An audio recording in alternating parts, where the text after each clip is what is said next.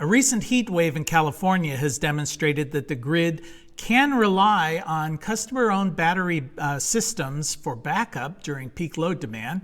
The Inflation Reduction Act is going to have a dramatic increase on the amount of solar installed over the next 5 years, according to a recent report.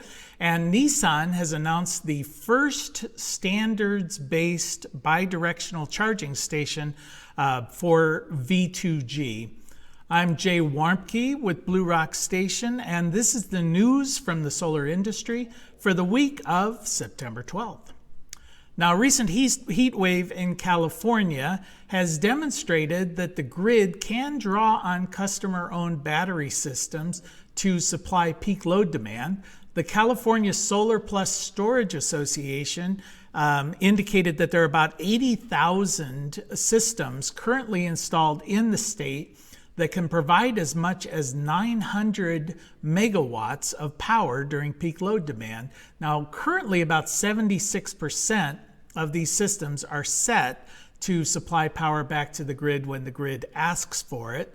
To give you a sense of the scale of the problem here, last Tuesday alone, September 6th, the grid had to purchase in California about $450 million of electricity from out of state to cover demand costs, which they could do much cheaper could they just simply draw on stored power within the state. The Solar Energy Association has released their third quarter Solar Market Insight report, which has announced that there is going to be dramatic increase on the amount of solar installed due to the recently passed Inflation Reduction Act. Now, solar did grow or is expected to increase about 40% over their baseline projections over the next 5 years because of this act.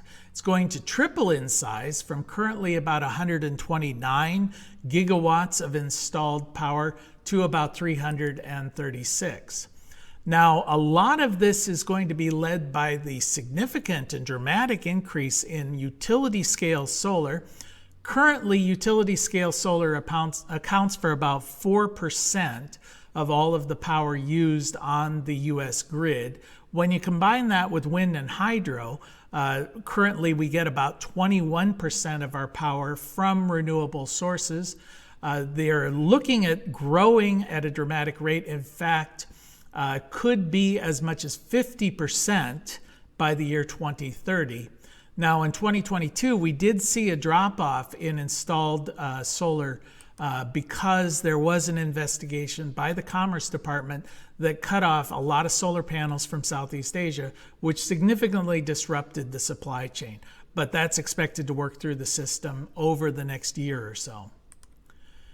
Which states are leading the charge in solar installations? Well, of course, the big three are California, Florida, and Texas. Of course, they're also the big three in population, followed by Nevada, New York, Arizona, Georgia, Tennessee, New Mexico, and Michigan.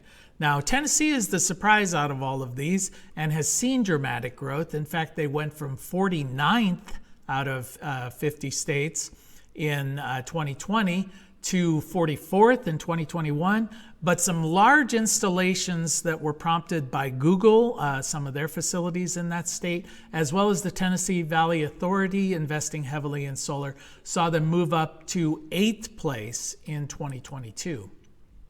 And Nissan has announced that they are working with Fermata Energy in providing bidirectional charging stations which meet for the first time, available in the U.S., the recently completed UL 9741 standard. This standard is designed to provide bidirectional charging, so you can charge from the grid, but you can also use energy from your car to power the grid without affecting the warranty of the automobile. This is the first system that's been available to the consumer here in the United States that meets this standard. And that's the news from the solar industry for this week. We'll see you next week.